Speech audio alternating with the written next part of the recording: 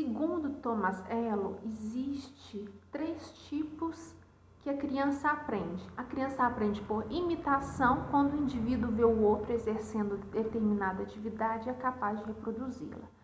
A outra é por instrução, quando o indivíduo se beneficia dos ensinamentos formais de outros para adquirir determinado conhecimento. E a outra é por colaboração, quando uma determinada atividade se dá de maneira participativa.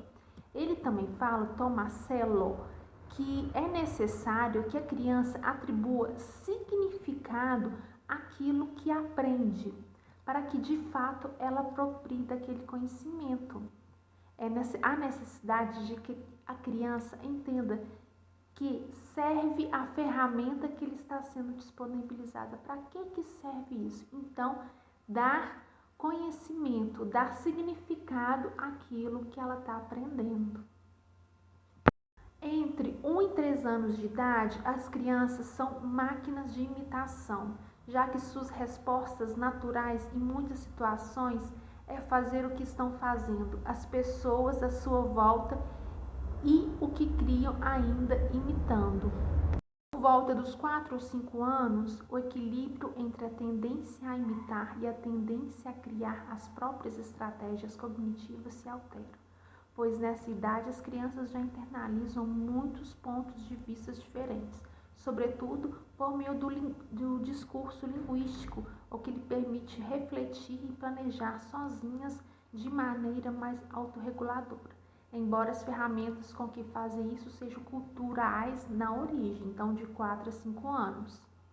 A cognição na primeira infância se dá dos 6 a 7 anos de idade, e dá por 3 fatores: compreensão de objetos, compreensão de outras pessoas e compreensão de si mesmo. A cognição da primeira infância de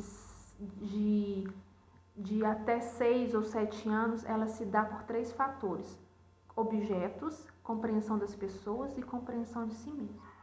Para concluir e falar de dificuldades de aprendizagem, em uma perspectiva interacionista, propõe entender que, em primeiro lugar, toda dificuldade deve ser considerada, em primeiríssima instância, como uma interferência no processo de mediação. Esgotada essa possibilidade, aí deve começar a pensar em algumas outras causas. Será que alguns indivíduos inteligentes não conseguem ter sucesso acadêmico como na maioria de seus pares? Os motivos são diversos, até porque o processo de ensino-aprendizagem é multifatorial. Entretanto, uma parte deles pode ser dislexa, por isso é importante conhecer um pouco melhor sobre esse transtorno, sobre a dislexia. Podemos dizer que a dislexia é um transtorno específico da leitura, um funcionamento peculiar do cérebro para o processamento da linguagem. Um déficit linguístico, mais especificamente uma falta de habilidade no nível fonológico, uma dificuldade específica para a aprendizagem da leitura, bem como para reconhecer, soletrar e decodificar palavras. Podemos também excluir a presença de dificuldades visuais, auditivas, problemas emocionais, distúrbios neurológicos ou dificuldades socioeconômicas como origem do transtorno. Entretanto, para entender de fato o que é dislexia, a gente precisa aprofundar mais, porque ela é muito mais especificidade da leitura. Devemos aprofundar um pouco mais na especificidade da leitura para descobrir o que é dislexia. O que é a leitura? A leitura, ela também pode ser aspectos relacionados à leitura. Atividades de análise, incluindo identificação de letras, decodificação, reconhecimento de palavras, acesso direto ao dicionário mental, os processos de construção que inclui integração sintático-semântica, construção frasal e significado, acesso ao significado explícito e implícito, compreensão de enunciados, importantes para todas as disciplinas e não só português, e relação com conhecimentos prévios que ancora a aprendizagem e permite a realização de inferências. A leitura é tudo isso: identificar letras, reconhecer palavras, acessar o significado, compreender o enunciado. Então, alguns pontos merecem ser relembrados.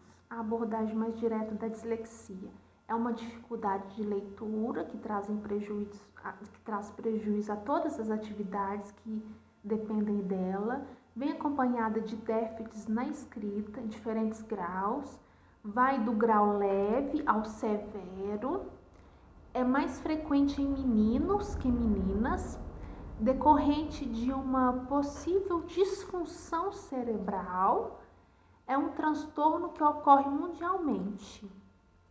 Algumas dificuldades encontradas pelos dislexos são possibilidade de atraso de linguagem, dificuldade em nomeação, dificuldade na aprendizagem de música, como rimas, palavras pronunciadas incorretamente, dificuldade em aprender e se lembrar dos nomes e letras, dificuldade de alfabetização, falhas em entender que palavras podem ser divididas, sílabas e sons, persistência de fala infantizada.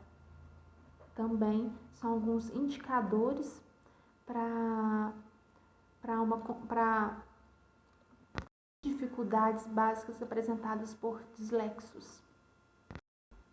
Dificuldade de alfabetização, leitura sob esforço, leitura oral entrecortada, em pouca entonação, tropeços na leitura de palavras longas e não familiares, adivinhações de palavras, necessidades do uso do contexto para entender o que está sendo lido, leitura lenta, não automatizada, dificuldade em ler legendas, falta de compreensão do enunciado, prejudicando outras disciplinas, substituição de palavras no mesmo campo semântico, exemplo, mosca, abelha, substituição por palavras de aproximação lexical, atrapalhando a interpretação geral, exemplo, na solicitação de trabalho de geografia sobre eslavos, o adolescente faz sobre escravos, eslavos, escravos, dificuldades para aprender outros idiomas, alteração da escrita, omissão, troca, inversão de grafemas,